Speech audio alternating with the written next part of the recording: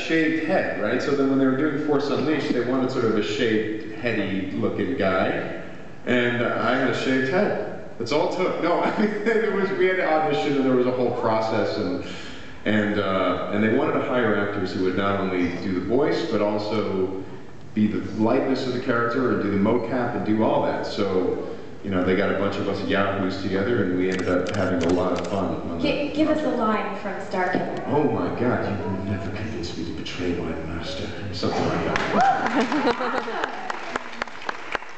Oh, now Smallville. How many Smallville fans do we have up there? So yeah, I was called up in the middle of nowhere. I guess The Mist had just come out, and Force Unleashed hadn't come out yet. But they sat me down in the room and they told me this story, and hey, we need you to be a good guy, but he's like a monster and he doesn't want to be. So, and I was just like, I had no idea what I was doing there. I just wanted, why don't these people call me in? And then while they're explaining this to me, they're like, we want to know all about Force Unleashed. I'm like, okay. And so I started telling them. And I dare say Force Unleashed kind of helped me get that job, because there was a lot of buzz behind it, and they wanted to sort of, you know, have a little bit of that. So yeah, Force Unleashed kind of led me to Smallville, and I started growing my hair back. Now it's led you to being human too. How many being human fans are there out there? Yeah, apparently the casting director. What's that? The vampire we love. The vampire we love. Yeah, I mean, he's not nearly as nice a guy as people make him out to be. People get hurt on that show. But the casting director, apparently, as I understand it, they were looking through, they'd gone through hundreds of guys to try to find this role. And the casting director was also Smallville's casting director. And she goes, wait, we're trying to find a guy who's a monster and doesn't want to be. I think I know who the guy who does this.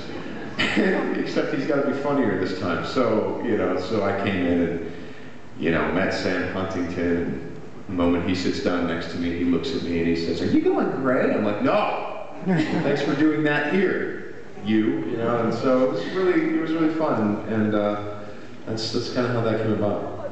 One thing leads to another for you, and then on to Clone Wars, yeah. Who the Mortis trilogy is actually probably my favorite episodes, and that was the first time we got to work together. And is it true that the Son of Mortis actually led you to be the voice of Darth Maul? Yes, because Mortis, they kind of described, Dave Filoni said, you're playing the dark side of the Force, right? And then and the first day I said, you know, Dave, I'm afraid that, is he going to sound too much like Starkiller, who's another Star Wars character? I mean, are we afraid of that? And he said, no, Starkiller has sort of a connection to the dark side of the Force, and you are the dark side of the Force, so we can hear some Starkiller in that.